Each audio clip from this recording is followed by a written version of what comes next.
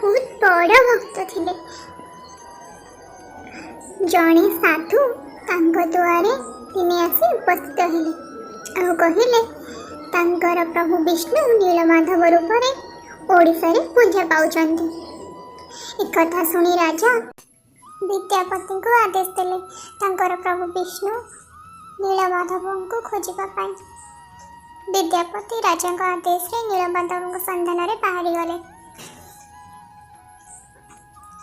आ ओडिशा रे जाई देखिले सेठी जाई देखिले विश्ववास नामक जड़े लोक नीलमाधव को जगिचंती।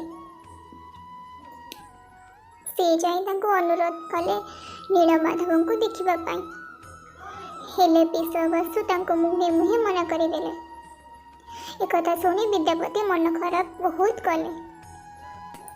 विश्ववासु झियांक सहित विद्यापतिंकर प्रेम विवाह हो गला।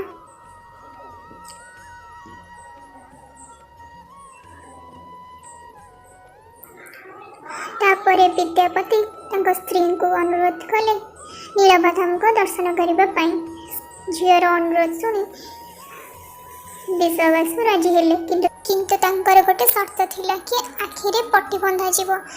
कथा शुणी विद्यापति सोरिष बुणी पुणी चलिले ताकि वर्षा दिन रे से गछ उठिबो आ बाट विद्यापति देखि परिबे। तापरे विद्यापति सेठी नीलमाधव को दर्शन कले। से रूप एते सुंदर थिला जे से बहुत खुशी हेले आ एक कथा जाईकि तांका राजा को कहिले। तांका राजा आ से दर्शन करबा पई आसिले।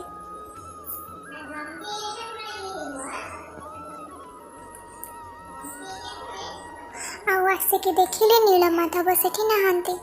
एक कथा देखि राजा बहुत भांगी पड़िले। तांकर बहुत मन दुख हैला।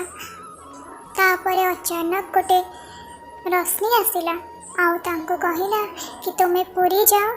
पुरी रे दारुब्रह्म भासी आसीबो ताको नहीं तुमे पूजा कर। एक कथा सुनी राजा खुशी हुई बहुत खुशी मनरे से दारुब्रह्म टिके नहीं गृह को गले आ ताको जिते जे चाहिए भी किछि से मूर्ति बनी पारिले नहीं।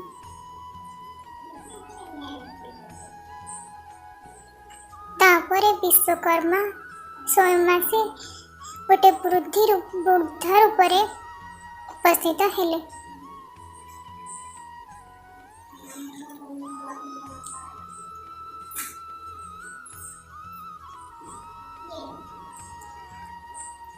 विश्वकर्मा आसिके कहिले कि मु ए मूर्ति करदेवी किंतु जे पर्यंत मु एटा शेष करी नहीं आपण माने केही भीतर को प्रवेश करिवे नहीं। हेले 15 दिन पर रानी किछि शब्द न सुनिबारु से कबाट से खोली देले। खोलिला बेले को तीन मूर्ति अधा अधा गड़ा नहीं हो जाइथिले। से एबे आम पुरी रे जगन्नाथ महाप्रभु प्रभु बलभद्र माँ सुभद्रा रूप में पूजा पाउछन्ति। जय जगन्नाथ। आपण मानकु जदि ये स्टोरी भल लगी ताहले लाइक करंतु, शेयर करंतु एंड सब्सक्राइब करंतु।